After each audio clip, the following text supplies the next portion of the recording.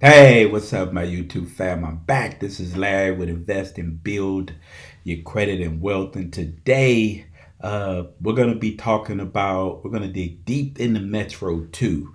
A lot of people have been asking me about Metro 2, so I'm getting ready to do things nobody else talks about when it comes to Metro 2. We're going to dig really deep into it. We're going to talk about a lot of stuff. Been making a lot of notes. This is volume one. This manual is really big. So leave your questions, your comments, please, your thumbs up. But hey, we're going to get into it right after this intro.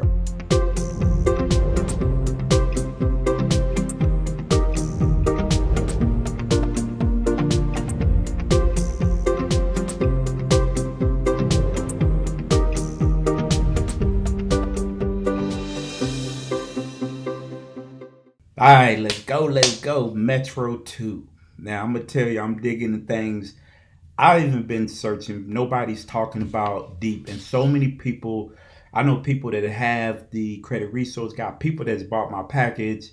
They get into Metro 2 and it's like, man, this Metro 2 is confusing.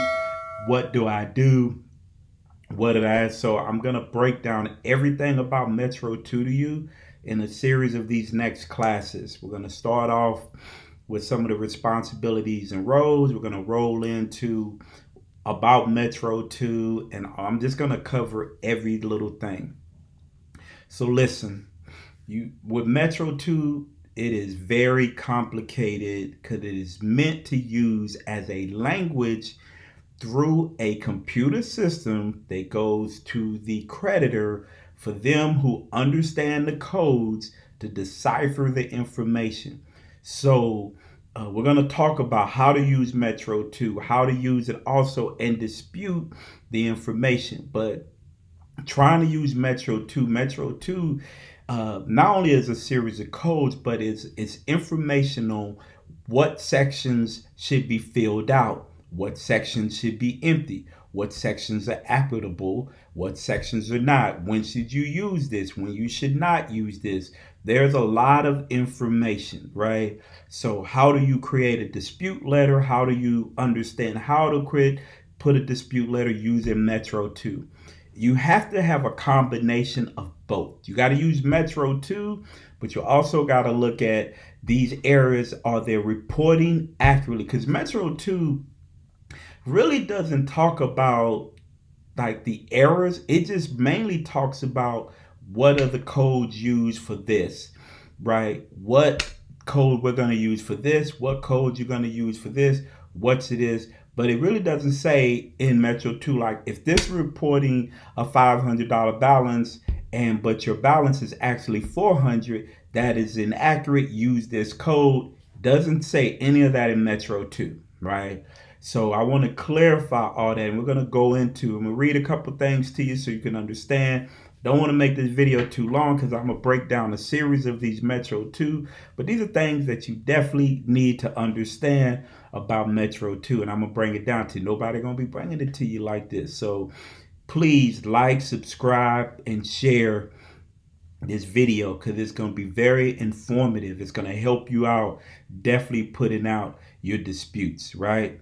And you can also use this when communicating with the original creditor. It is nothing wrong with going directly to the original creditor. But remember, you cannot sue the original creditor or the credit bureaus if you don't go through the credit bureaus when you're disputing the information. Remember that. The other thing I'm gonna tell you is the more and more I've been learning, like some of these third parties, I even use them when I'm doing helping creditors, but some of these third parties are not, when they're downloading information, for some reason it's not all downloading accurately or whatever. So listen, before, if you get to a point where you think you need to sue the credit bureaus, you must, and I'm telling you this, and anybody you're working with, they must be pulling your report from the big three. Because if you go into court and the big three say, did you pull that credit report from us or did you pull it from a third party? That is going to be their fight. Well, that third party did not download all the information that is within our system. So make sure when you're going to be starting this journey, you need to pull your credit report from Experian, TransUnion, Equifax. That should be the first report. And even me learning this, and the more I'm digging into Metro 2, the more I'm getting into who is providing accurate information.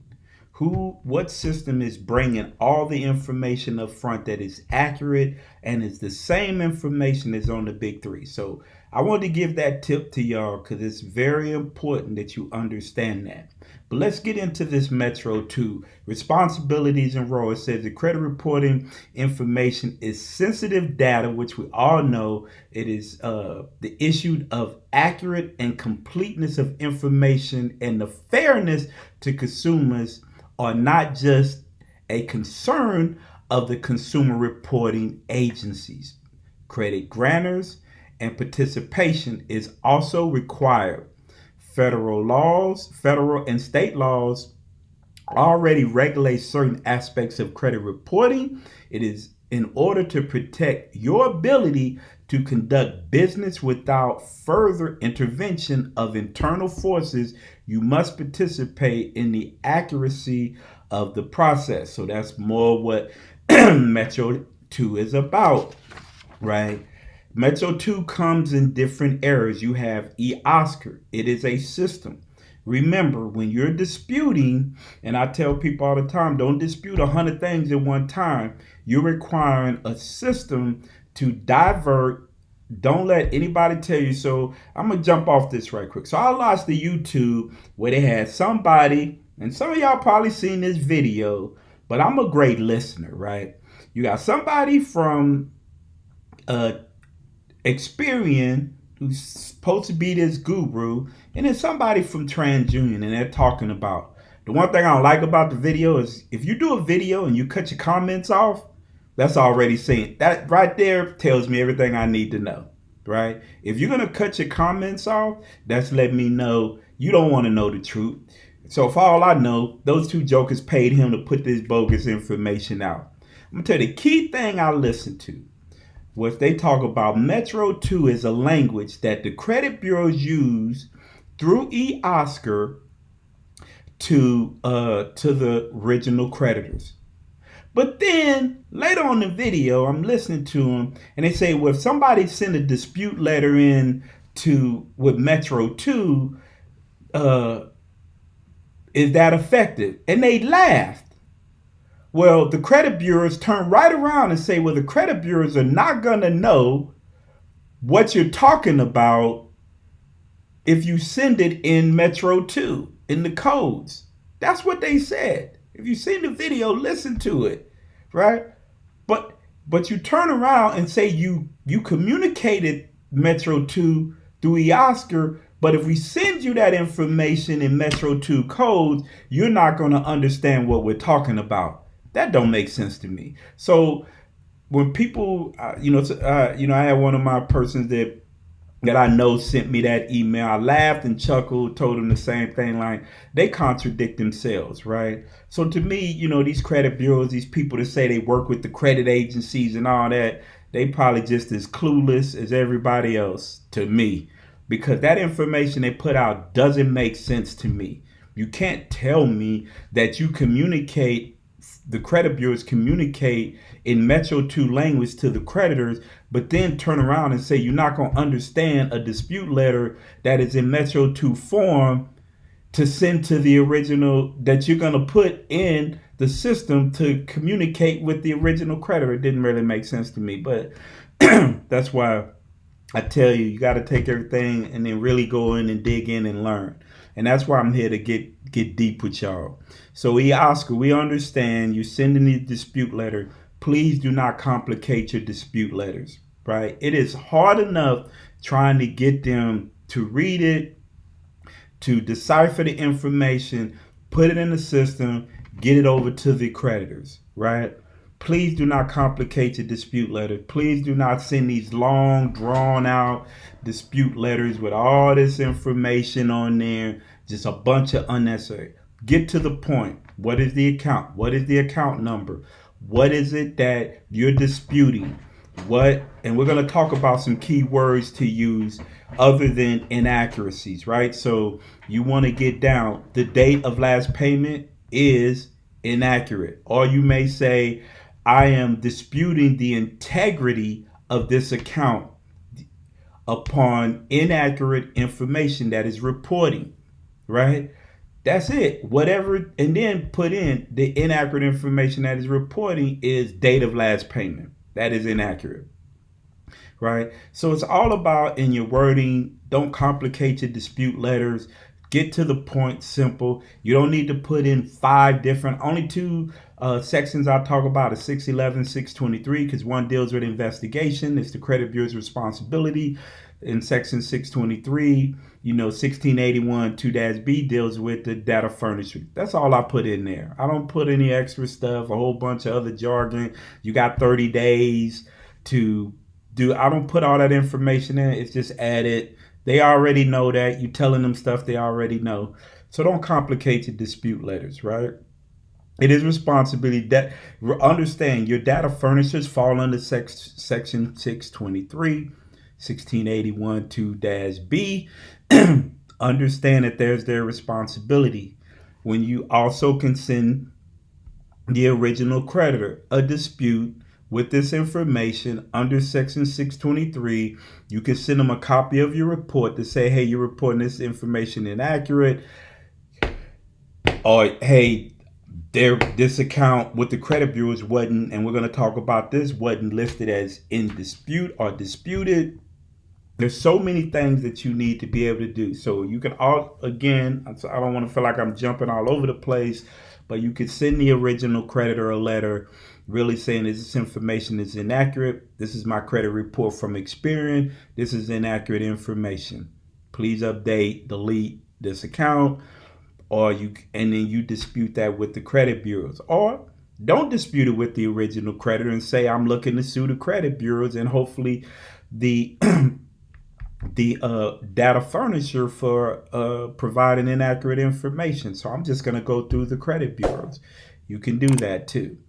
A lot of people talk about the Consumer Financial Protection Bureau. I'm gonna read something to you. It is their responsibility for the Consumer Financial Protection Bureau to write rules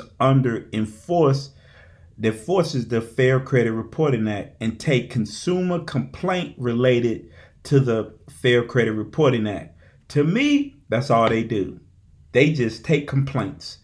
They don't enforce any rules. The only enforcement of rules that they may do is if they're going after a credit reporting, credit repair company, or they may go after the credit bureaus, but they don't enforce these complaints. And I get it, some of these complaints may not be legitimate, but some of these complaints are legitimate complaints on a system that is broken, that we have to deal with every single day, trying to fix our credit, because we understand it is affecting our financial future and it's affecting our everyday life, right? We all make mistakes. I'm going to give an example. One thing I never understand. In 2008, no fault of mine, there was a housing market crash, which affected so many people losing their job.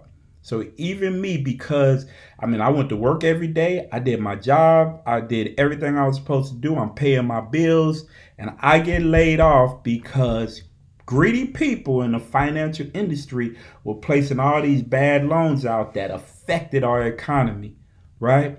So because I could not find a job because the economy was bad and so many companies were faltering, losing, closing, going bankrupt, that I lost my job. So I had to file bankruptcy. So they put that bankruptcy on my credit report where it is my fault, right? Right?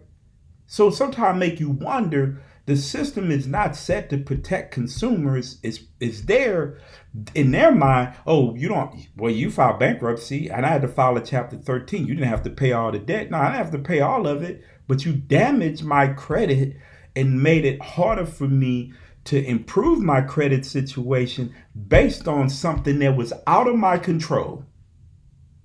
Totally out of my control. I didn't just quit my job, right? So it was so many things, and beyond, if it wasn't for the military, me being retired military, having school money because I went back to school, if it wasn't for all those things, man, I would have really been in a bad situation. I had a brand new house, new car, credit cards, making good money, and then you get laid off. I mean, and it's no fault of y'all. So the system, to me, it's not set up to protect us as consumers, especially in situations that we had no control of. Then you have the Federal Trade Commission, right? So there are things that you can do. They're in charge with enforcing the interpreting of the Fair Credit Reporting Act.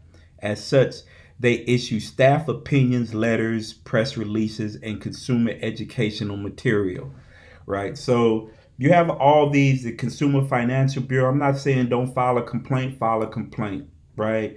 File a complaint with the FTC, file a complaint with the Better Business Bureau, file your complaints, do your disputes, get with the creditors. You have to do everything in your power to get your credit right. But also, you need to understand how credit works, and you need to understand what's damaging your credit and fixing it as soon as you can.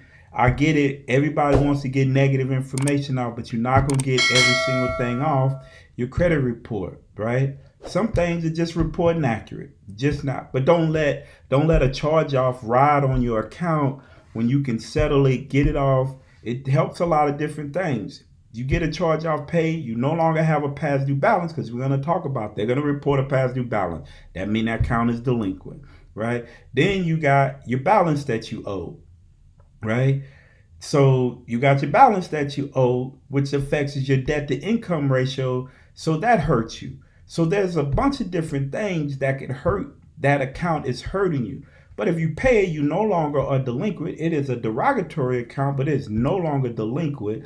The older that account gets, the less impactful it is on your score. You don't have a balance. It's not affecting your debt to income ratio. And as you continue to build your credit, because now a creditor can look and say, yes, may had a charge off, but since this charge off was in 2017, it's 2022, and she has never had any occurrences with any bad credit. She's been building her credit, so maybe it was a situation that put her in that situation. But leaving bad debt on your credit report in no way, shape, or form is going to help you, right? Sometime again, this channel, we keep it real. Sometimes you're going to take a nail. You're going to take a nail. But just remember, fixing it, it's going to fall off at some point.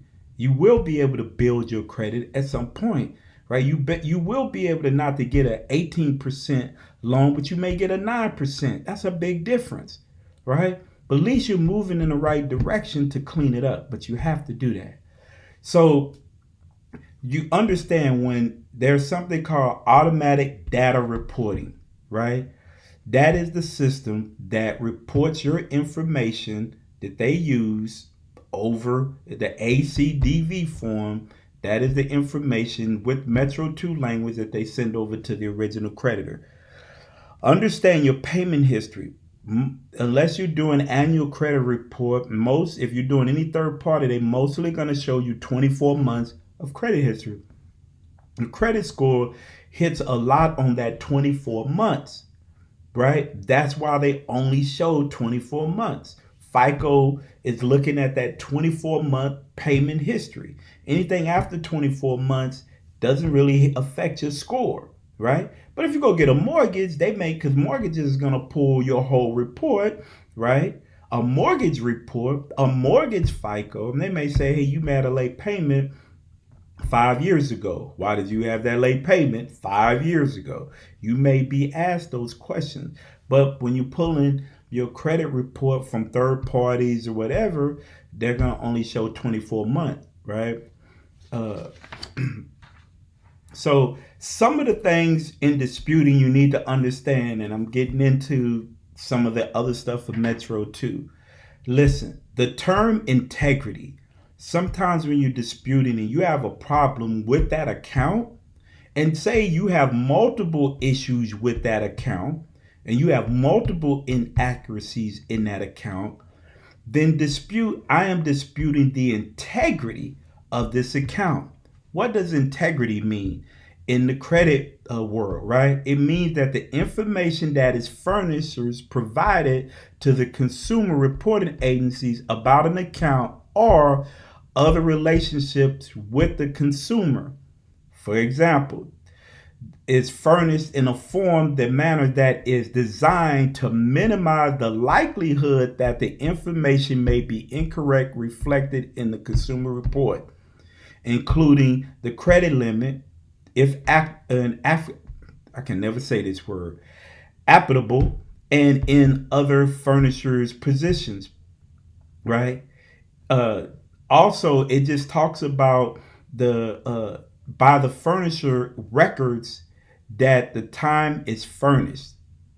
So it's again is substantiated by the furnisher's record at the time of furnished, meaning that there is multiple issues with that account that you see that you have from the time they furnished that account, and you're saying that the integrity of this account is in question.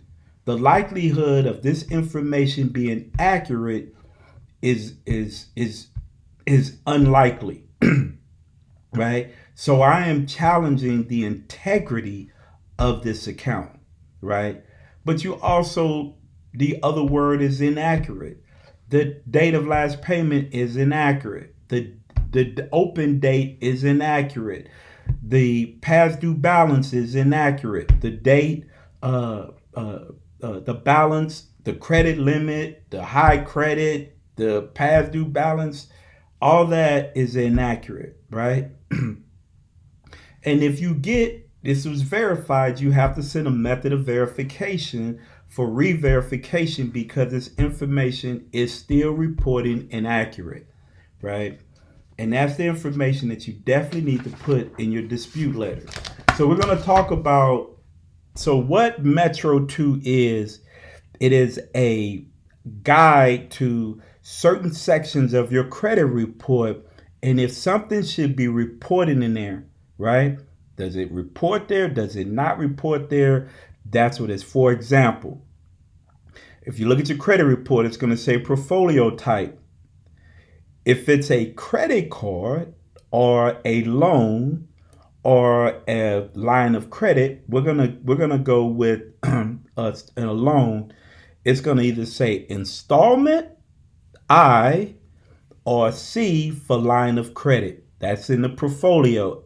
When you're looking at that's the portfolio. These two things must be accurate, and that's when you start getting into Metro 2. Account type, right? What it tells you in account type, there are a number of different codes. These codes tell you what kind of account type. It's like code 05, 10, 11, 13, 17, 20, 90, 91, 95. There's a bunch of different codes. Credit limit. For installment, you would never have a credit limit. So it says zero field. There's nothing. If it's a line of credit, it says assigned credit limit. So if you have a line of credit for $10,000, it would say line C, line of credit, assigned credit is $10,000. The next section is highest credit original loan amount. So what it says, it's going to say for installment, it says the original amount of the loan excluding interest payments. For line of credit, it's going to say high amount of credit utilized by the consumer, right? So remember, there are different reportings for different accounts. So for a installment, for high credit, it's going to say the original amount of the loan excluding interest or payment. But if you have a line of credit, it's going to say highest amount of credit utilized by the consumer. This is all Metro 2, and this is how you lay it out. Term duration. If it's an installment, you're going to say number of months of loan. that's accurate. So if it doesn't say that on an installment, then that's inaccurate, right? Then it's going to say on line of credit is constant of line of credit, right? So it's not when they say constant of line of credit, they just going to put LOC or line of credit because you have no term duration. It's almost like a revolving account, right? Uh the next one is account status, right? So remember on your account status, there's a number of different codes for your account status. We'll talk about that a little later. That's going to be in another class. All these different, because it's a lot of different codes, and we'll talk about that in another class, right? Uh, there are also special characters, compliance code, and ECOA codes, right? We talked about that was banking, savings and loans, and credit. So let's talk about child support. So if you have some on your credit report, you have child support on your credit report, you're trying to figure out what is inaccurate, what should be reporting, and this is based on Metro 2. This is not talking about if the amount's right or we're going to just talk about what these particular fields should say and then what is accurate or inaccurate. So same again, portfolio type for child support is going to say it's open. If it's not open, it needs to be closed, right? Account type, you're going to either use code 50 or 93. Again, that's going to be another class because there's a lot of codes. Credit the highest credit original loan amount will always be zero. It will not be filled. It will be blank in that field. Current balance, the total amount due from outstanding support payments, meaning whatever you owe. This amount must equal at a minimum one scheduled monthly payment amount, right? The next section is going to be scheduled monthly payment amounts. The monthly debt obligation, that will be in there, right? For your scheduled monthly amount, whatever your payment is every month will be in there. Is it right? Is it inaccurate? That's what you challenge. If your payments are $200 but they're reporting $150, that is inaccurate, right? The Fair Credit Reporting Act compliance date of first delinquency, right?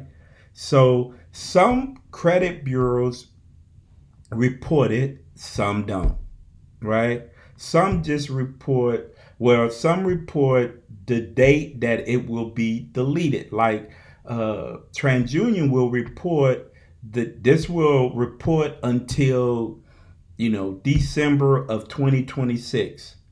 So 7 years, you was delinquent in, say June, November of 2019, right?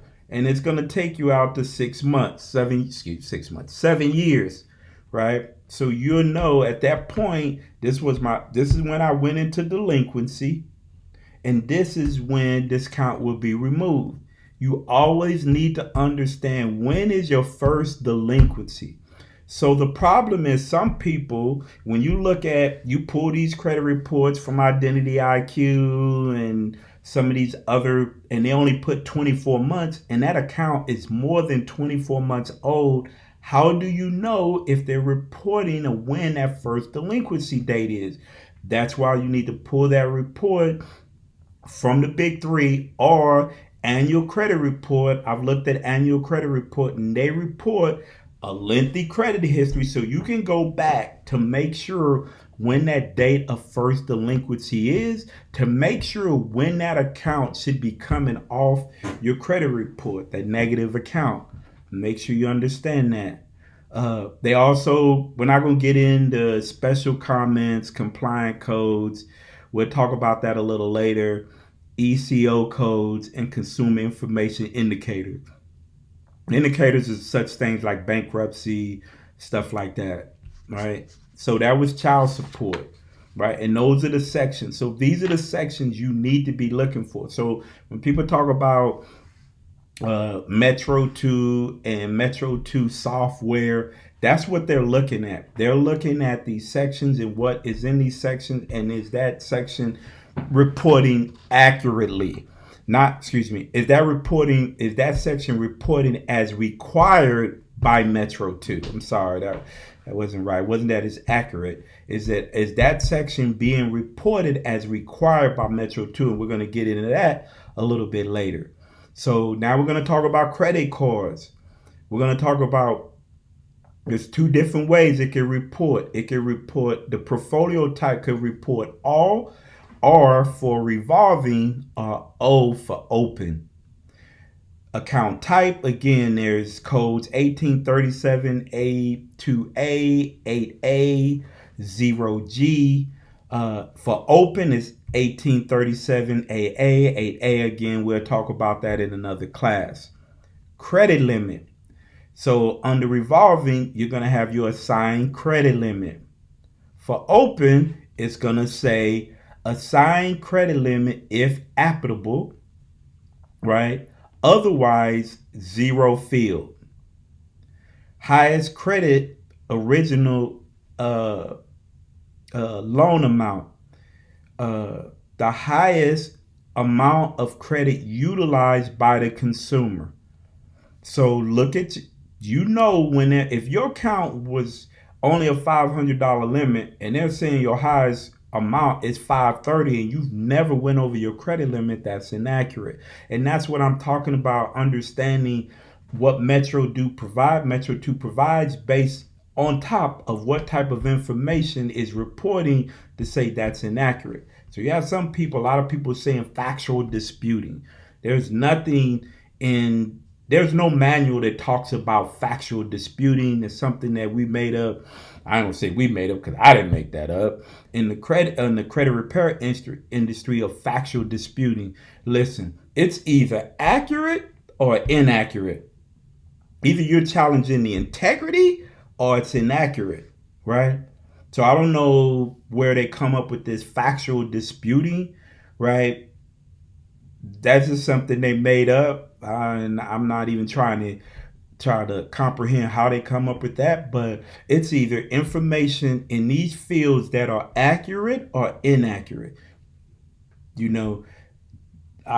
But we'll just move on for that. I just don't get the factual disputing. What are we factually disputing? That's just a word. They may say, we're factually disputing, it's inaccurate. Okay, well then it's inaccurate. So why we got to use the word factual? It's just inaccurate.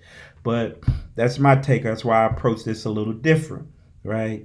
Again, we're still on credit cards. Your next section is term of duration, right?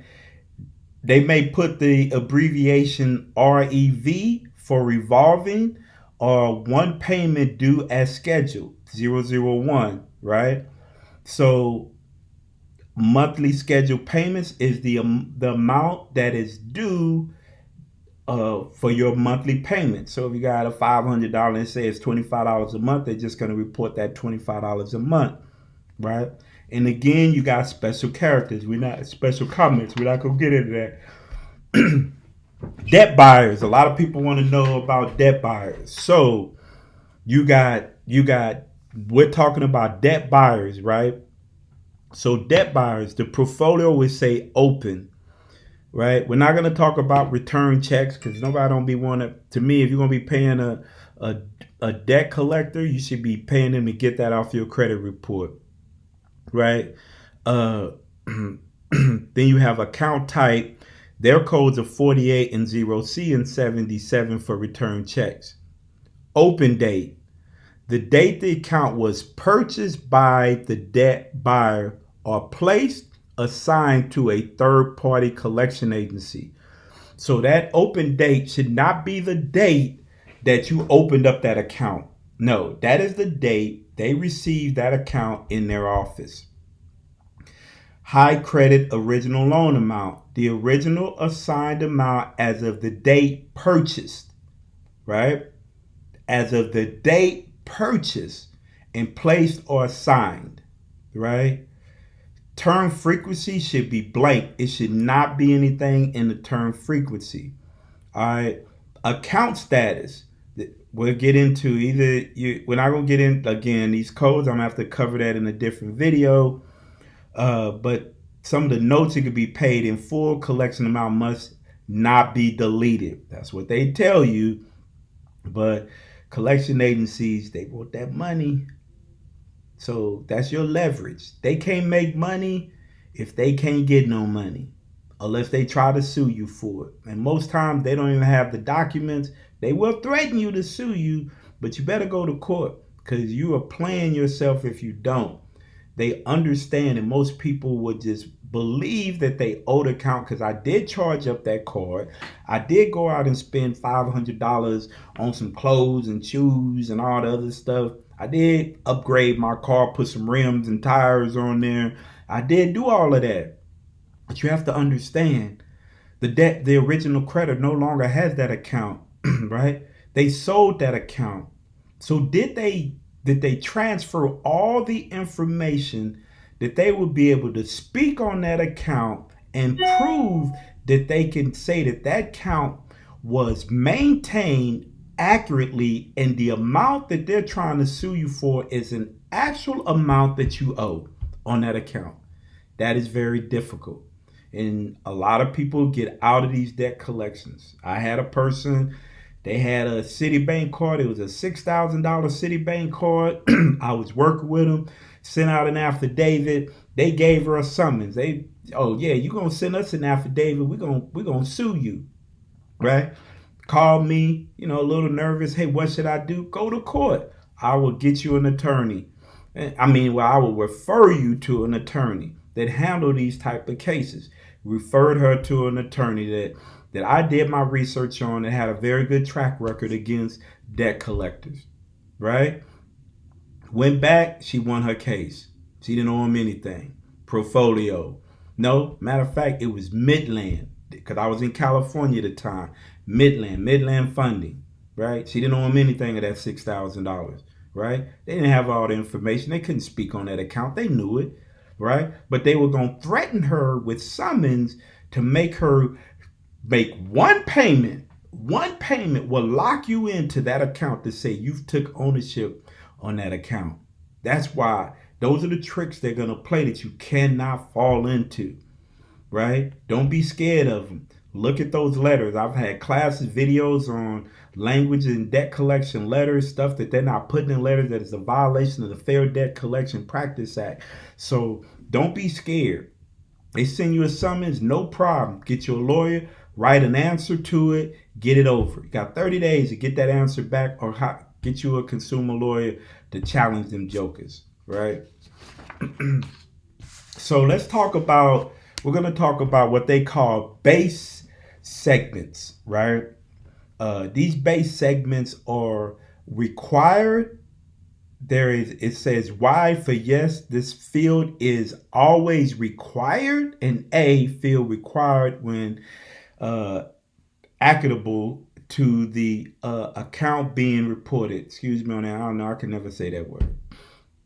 But anyway, so some of the things, consumer account number is always required, right? Portfolio type, always required. Account type, always required. Date open, always required on an account that's reporting. Now, highest credit or original credit amount, it is not always required, but it is required when it's applicable to the account. So if you have an installment loan, it's not required. But if you have a credit card account, it is required, right? So those are the things you need to understand. Term frequencies, right? It's a revolving account. You don't have to put it in there, right? Well, excuse me. Term frequency, let me go back, is an A. So it is only there. I was right. You only have to put that in. So if it's an installment loan, yes. But if it's in a revolving account, no, it doesn't have to be in there. Account status. Yes, always is required in your reporting, right? Payment history profile. Yes, always required 24 months of reporting. That is the length. If you have a 24-month history, you pulled it off Experian, and there are months that they didn't report, that is incomplete. Now, this is a big thing. I'm going to give y'all some real information, right? So you don't get these people feeding you BS. There is nothing in the law that says that a creditor has to report that information on the credit bureaus. They do not have to report it to. So if you have an account, for example, that is reporting on TransUnion and Experian, and I know even in my industry, they try to say, well, they're reporting on these two, but they're not reporting on this one. And then they use that as, oh, they're not reporting, they're supposed to report. No, look it up. There is nothing in the law that requires them to report to the credit bureaus. That's them just doing it to make your life hard, to keep you from getting extra credit. But it's not required. So you have to look at the reporting on the two that they're reporting on, and is it accurate, or are there some integrities to the account that draws questions, right? So if they're not reporting on Equifax, there's nothing in the law that says they have to. It's nothing. You don't have to take my word for it.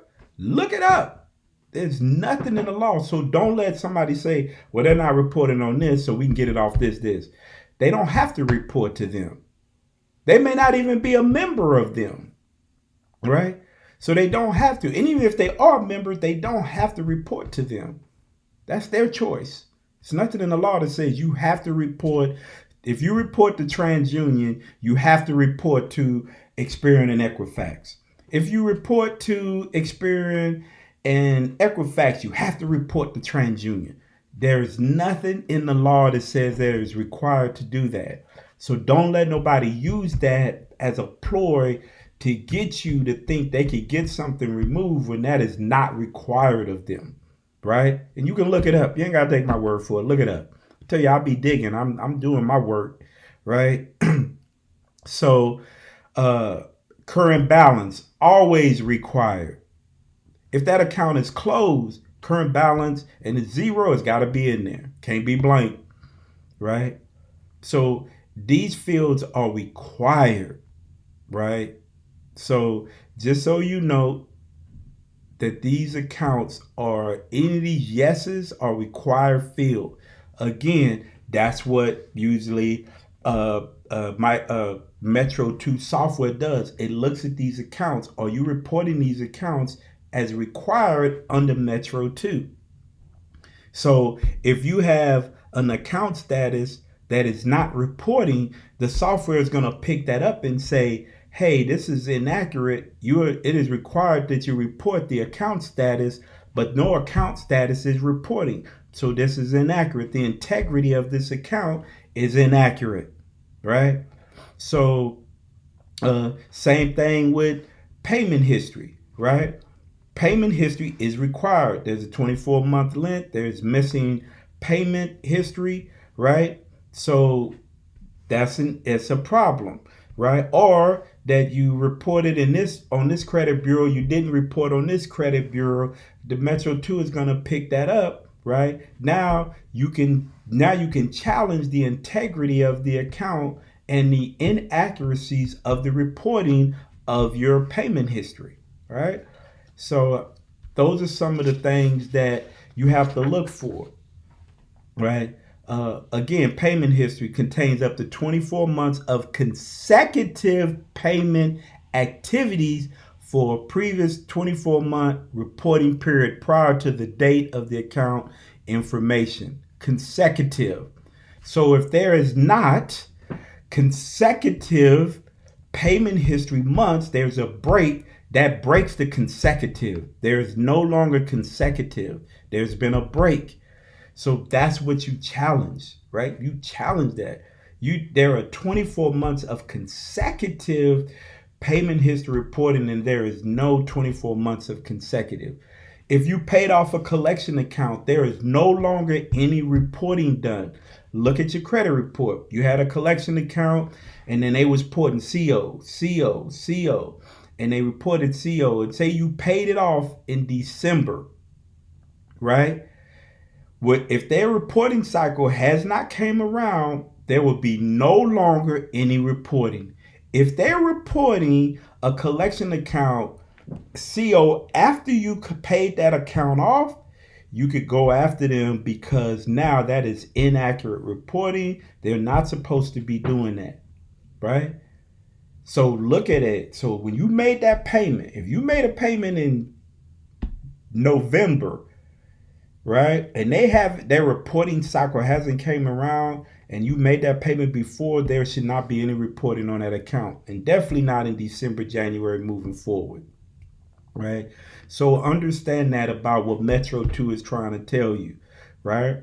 And it's so much more to this. Listen, this book is like 200, I think it's like 321 pages or 291 pages. It's a lot of information that I'm going to be bringing to y'all, right? So y'all keep following me, subscribe to the channel because I'm bringing y'all real information. Listen, payment history profile is intended to be used to report monthly history, regardless of term frequencies, right?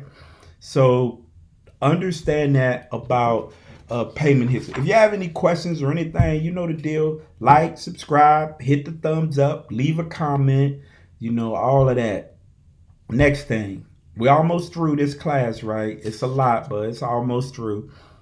Date close. For all portfolio types contain the date account was closed to further purchases, paid in full, transferred, or sold. Date of last payment, another field, is required. Report the date the most recent payment was received, rather full or a partial payment is made. So even if you made a partial payment, it must be reported, right? So that's something else you need to look at. Now, we're going to talk about collection accounts. And I've number of videos on this. Original creditor name. The field is required and the content is dependent on the type of reporting. So understand this. Medical debt, they should be marking as medical. If you have a medical debt collection, which hopefully come July, a lot of y'all will get that stuff removed because any paid medical debts will come off beginning of next year. Any medical debts under $500 will not be reported. Great thing. But that's why at this time, if you got medical debts, get them jokers paid. In a couple months, they're going to fall off your credit report. You ain't got to ask for a pay for deletion. For me, you ain't even got to do a restrictive endorsement letter. But if you got medical debt that's over 500, that's under 500 come next year, it's going to come off automatically. But if you got anything over that, it's still going to report. Also, medical debts, instead of 6 months, is going to 12 months come July. So anything that they going to extend it out to 12 months, they got a whole year. So you got a year to find out if your medical insurance have actually filed the claim for your medical benefits. Did they file the right medical billing codes? Was it approved? All of that. You got to be on that stuff, right? So that's another thing. Debt buyers report the name of a company/creditor, including any partnering Infinity name, original open an account for the consumer, even if the account has been sold multiple times to different debt buyers. Listen, if account has been sold multiple times, there's something wrong with that account. Sorry about that. I had to take a drink. If it's been sold to multiple debt buyers, I promise you that it is something wrong with that account. I would definitely challenge that account, especially if it's big money. I'll be challenging that account. You're going to have to take me to court to get paid, right? Because the transfer of that, because also there's something called chain of custody. The original creditor sent information to this, collect all the information. So all that information has to move to the next. and then move to the next. And I promise you, all that information didn't move. So once that break a chain of custody, the integrity of that count has been thrown out. You'll win that case. I ain't even a lawyer, but I'm going to tell you, you're going to win that case. So reporting the name of an institution does not include references to the type of service. So listen, you have a medical debt. You went to rehabilitation, maybe alcohol rehabilitation, and they just put on there rehabilitation. That could be a HIPAA violation, right? Because that has indulged your medical information. They have not only, there's no longer private information. The same way when people, a collection company, if they know the details of your information, they could be in violation of HIPAA, right? And I've talked about the 18 identifiers, right? So there's a number of things that you can look at, right? But the name on a medical debt says a lot. So they have to be careful how they include the name. Again, if a hospital name reveals sensitive information, abbreviate the name. I wasn't just joking. I'm telling y'all, I be doing my stuff. You know what I mean? I mean, I think I know my stuff, but I know my stuff, right? But we're gonna talk about a lot of some of the. We're gonna talk about a lot of the account status codes. I'm gonna do that in a different video to help people out. I don't want to get into that today. We're gonna talk about compliance condition codes. We'll talk about that in another video. I don't want to make this video way too long. I want to talk about certain fields in debt buyers, third-party collection agencies. Blank. Cycle identifier, blank field. Credit limit, 0 field. Term frequency, blank field. Schedule monthly payment, 0 field. Payment rating, blank field. Payment history profile, blank field. So if you got a collection agent and they're reporting in your payment history, blank field, wrong. Original creditor charge off account, 0 field, right?